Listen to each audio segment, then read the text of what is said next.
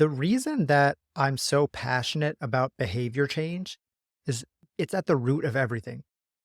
If you want what you don't have, something about what you're doing has to change, period.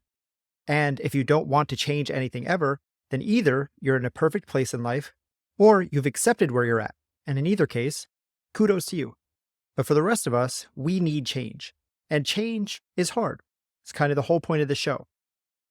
What if there were a scientifically studied formula that you could use to create or change any behavior? It turns out there is. Welcome to Change Made Easy. Changing your habits, routines, and behaviors is hard. We make it easy. I'm Paul Leviton, a board licensed coach who has been helping people just like you create positive, lasting change in their health, wealth, and relationships for over 10 years. Albert Bandura said, "People's beliefs about their abilities have a profound effect on those abilities." Albert Bandura was the father of self-determination theory, a psychological framework that revolutionized how we understand people and behavior. Through his research and the research that followed, we now have 3 pillars that need to be in place for you to be able to create positive change in your life. A lot of people say motivation is just a feeling, it comes and it goes. But after this episode, you'll understand that motivation is like a muscle. And with the right exercise and technique, you can hone it and make it stronger to use for your advantage. It's that simple. Now, let's make it easy. For as long as there have been humans, the simple questions of why have perplexed us. Why are we the way that we are? Why do we do the things that we do? And for many behavioral scientists and psychologists, the question is actually, why don't we do the things that we say that we will do? Why do we commit to things but not follow through, even when it's to our own detriment? Why do you do things that are against your own best interest? This is my whole mission with this podcast and this brand, helping you understand the why behind the what, so that you can make the changes you need to make to live a full, fulfilling life. It turns out, scientists have studied this and actually have a pretty sound model for what makes us undertake new behaviors. In 2011, Susan Michie and her colleagues were studying how and why behavior change actually happens. What they came up with was, in my opinion, the most concise and important model of behavior change out there, known as the C.O.M.B model, or C.O.M.B, like you comb your hair.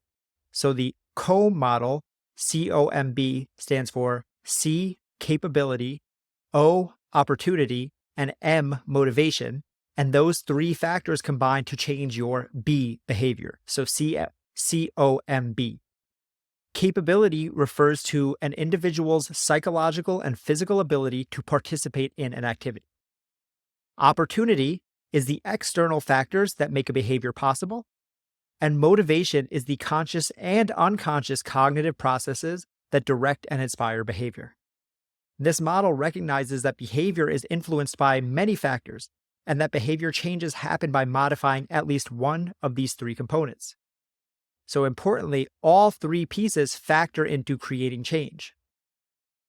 But it's important to realize that it's not to mean that you have to have each one of them completely. It's more of a spectrum. Think of it like a pie chart.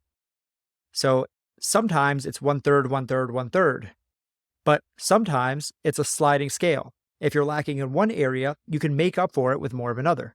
And that's why this is important to talk about. It's good news for you because it means that you can actively manage the individual pieces to help move you towards your desired behavior and your desired change. Hey, real quick, we'll be back to the show in just a few seconds, but right now I have to ask you for a huge favor. If you're getting value out of this episode so far, take 2 seconds and share it with a friend. I mean, right now, literally, hit the little share button and send it in a text to your roommate or your cousin or your mom or your brother or your sister. Seriously, spread the love. If you like what you're hearing, then that's the best way that you can show support for this show. Because maybe you're like Eliza Kay, who said, "This podcast is both warm and inviting, but real enough to push and motivate me." Or you're like Dalton, who said, "Paul is an amazing host, and his podcast is a must listen." Don't you want to share this awesomeness with your friends and family? Don't be a gatekeeper. It only takes a second. It helps me grow and reach a new audience, and you seem like a genius friend who recommends new, awesome podcasts. We all win. All right? Go send that text. And now, let's get back to the show. Here's an example. Remember the acronym C.O.M.B, C-O-M-B. Capability, opportunity, and motivation combined to make your behavior. So a lot of people talk about motivation. You've probably said in the past, I'm just not motivated to do blank. But now you can see that motivation is only part of the puzzle. Let's say that your motivation is actually low. It's only 5% rather than the 33% it would be if it was truly 1/3 of the pie. That's fine because you can pick up that slack by increasing your capability or your opportunity or both.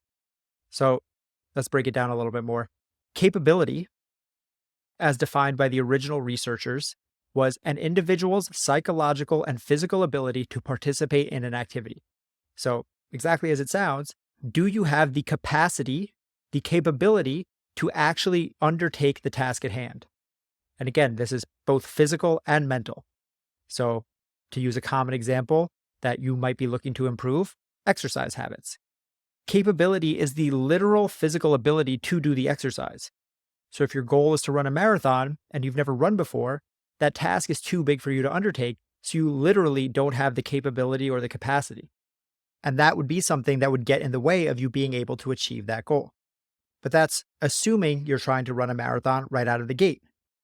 What if your goal was to run for just 5 minutes or to walk to the end of the block? That might be within your capability, which would make that behavior much more likely to stick. Which makes sense. If you can't do something, you can't do it. And yet, how often have you found yourself setting goals that are so far out of your current capabilities that you end up trashing them completely? Say, I'm going to meditate for 15 minutes a day every day, but I've never meditated before. I'm going to lift weights 5 days a week, even though I haven't lifted since high school. I'm going to build a business from scratch, even though I have no understanding of how to build or maintain a business on my own.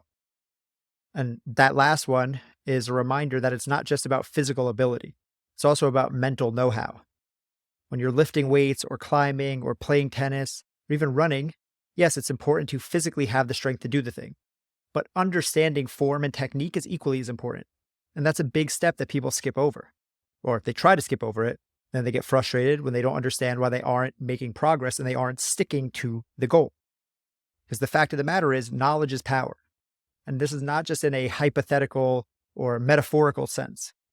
Literally, when it comes to moving your body, moving weights in the gym, knowledge literally equates to more power. The best power lifters, the best Olympic lifters, climbers, rowers, whatever, they're not simply stronger than everyone else. They are better. They have better technique and better form, which comes from countless hours of practice, but it also comes from literal studying. People who want to be better at lifting watch videos on lifting. They learn form, they learn physics, they learn about body mechanics and levers and all of the other pieces that go into what lifting weights is. The saying is true. If you know better, you actually do better. If you think that it's just as simple as lifting a weight, that's an understatement that leads to a reduced capability, mentally and physically, that will end up reducing the likelihood of you actually adopting the desired behavior, which is consistently exercising. That means if you want a behavior to stick, you need to practice it to increase your capability both physically and mentally. Practice makes perfect, but so does studying, coaching, mentoring, reading. All of these things increase your capacity over multiple layers. So that's giving you both the physical and the mental. So someone who's excited about lifting weights and is ready to get started, but they don't have the proper guidance or a ramp up, so to speak, to get them running, they often find themselves stuck. They are motivated. They have the opportunity, right? C-O-M.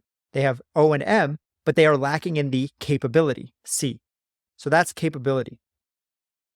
O is opportunity, which again was defined as the external factors that make a behavior possible. This is basically the outside stuff that can either help you or hold you back.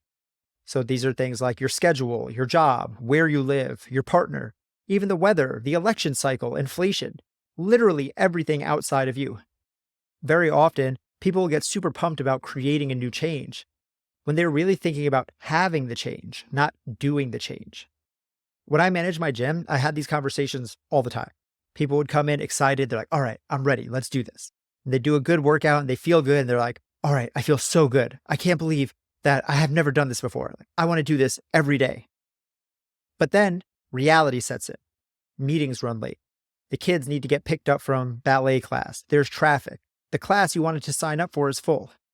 You can have very real intentions of doing the thing, but the realities of making it happen can get in the way. In this scenario, capability and motivation are high, but opportunity is low. During COVID, we all remember the supply chain issues. So if you were motivated to start a business building chicken coops, you had the capability because you had built them on your farm growing up for your whole life. However, opportunity would have gotten in the way because lumber was impossible to come by and prohibitively expensive. And then the final piece, and the most commonly talked about in this behavior change model, is obviously motivation. When looking at the definition laid out by the researchers, this one is a little bit more complicated. They define motivation as the conscious and unconscious cognitive processes that direct and inspire behavior. But I'll make it a little bit simpler. Do you want the thing? And do you want to do the thing? And both of those are important. There's a key distinction between the two. Do you want the thing is obvious. This is what most people consider motivation. Do you want the result? Do you want the weight loss? Do you want the successful business? Do you want a better relationship with your partner or your kids? Whatever the end goal is, if you want that thing, that's a piece of what motivation is. You are motivated to have that thing, but that's not the whole picture. Going back to the definition, it says cognitive processes that direct and inspire behavior. So to be motivated, wanting the thing is not enough. If wanting it doesn't get you to do the behavior, meaning true motivation results in action. That's why the second part is, do you want to do the thing? Yes, it's easy to be motivated toward a result. Who doesn't want to be fit, rich, and happy? But are you motivated to take the action that will get you to the result? If you're failing over and over to take the action and make the behavior consistent, then evidence would say that you're not actually motivated to do the action to get the result. And that's why in my easier methodology, it starts with E for enthusiasm. And it's not enthusiasm about the end result, but more specifically, enthusiasm about the day-to-day action steps that get you there. Because when you look at the two parts of motivation, having the result and doing the action, both can be motivating. The first one is much easier. Of course, I've said over and over, it's easy to get excited about something when you aren't thinking about what it takes to get there. The second part of motivation, the motivation towards action, takes into account the full picture, which includes capability and opportunity. So you can start to see how all of these interlock and work together. That means when people complain about a lack of motivation, it's usually because they are motivated to have the thing, but not motivated to do the action. And there's an inverse relationship where the more important the outcome is, it can be possible to rely more on the first type of motivation, but it's still not ideal. So for instance, I've seen a lot of people commit to the most brutal, unsustainable exercise and weight loss routines when they have a wedding 6 months from now. Or expecting a new parents will change lots of things because the outcome motivation is so high, the change is so important that it will make the input or action steps necessary almost irrelevant. If you learn that you or your partner are pregnant, you'll stop smoking and change your drinking habits immediately. So for something that's extremely important and time sensitive, it can be enough to rely only on the goal-focused motivation. Unfortunately, most things don't fall into that category. For most things that you're trying to change, the best course of action is to simplify or make it easier and make the action steps that will get you to the goal that much easier so that you're more motivated to take them on a day-to-day basis. That way you aren't fighting yourself every literal and metaphorical step of the way. So now that you understand each piece of the C.O.M.B model, you can also easily see how to use them to create sustained behavior change. If motivation for a result is high, but you aren't motivated toward the action, then you have to look to increase either your capability or your opportunity or both. Increasing your capability is about skilling up. You have to get better either physically or mentally. The dumbest kid in class is scared to be called on, but the student who studied their butt off and prepared, their hand shoots up. They're ready for the challenge. They are capable. Increasing your opportunity is about cultivating your environment. So environment in this sense is, again, everything outside of and around you. Your schedule, your home, your route to work, your support system. Use those things to make it easier to do the thing and make the thing more appealing by making it fit inside of all of your current limitations. So yes, meal prepping might be a great way to lose weight, but if you don't have the time or energy to do it, then that doesn't really matter. Maybe just changing your order from your normal takeout place from a burger and fries to a salad is a big enough of a change that falls within your opportunity zone.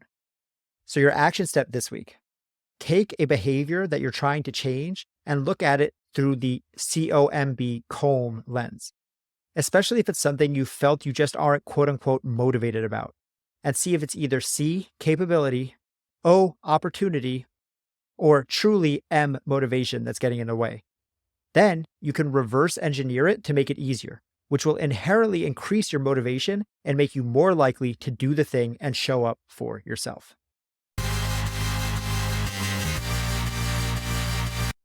Interestingly, maybe ironically, basically this whole show and everything I do is lightly based on the principles I just discussed in this episode. My goal with this show is to increase your capacity, show you how you can expand your opportunity, all with the hopes that you will see that and let it lead to more motivation. And obviously, ideally, the result is sustained and consistent behavior change. Knowledge literally is power. That's how you create the life you've been dreaming of. That's change made easy. Before you go, I just have to ask you for a huge favor. If you enjoyed or got value from this episode at all, then take a moment and leave a rating and review in the podcast app that you're listening or watching on. If you like the show and you want me to continue to create more episodes and be able to get awesome guests that will help make changing your life easier, then this is the best way you can show support. You can leave a 5-star review on iTunes like Eliza K, who said, "This podcast is both warm and inviting, but real enough to push and motivate me." Thank you, Eliza. Or you can be like Dalton, who said, "Paul is an amazing host and his podcast is a must listen." Thank you, Dalton. And thank you to all of the over 100 people who have taken the time to rate and review this show 5 stars on iTunes, or the dozens who have left 5-star reviews on Spotify. It only takes a minute, and it helps me grow, it helps me reach a new audience, and it lets me know that this is helping someone, which just feels good. All you have to do is go to the show page of whatever app you're listening to and hit the little 5 stars. Or go to the comments section on YouTube and boom, that's it. And if you really want to show love, take a screenshot when you do it and tag me in your stories on social media at Change Made Easy, and I'll shout you out in an upcoming episode. All right, go leave that rating, and I'll see you back here every Tuesday and Thursday with new episodes of Change Made Easy.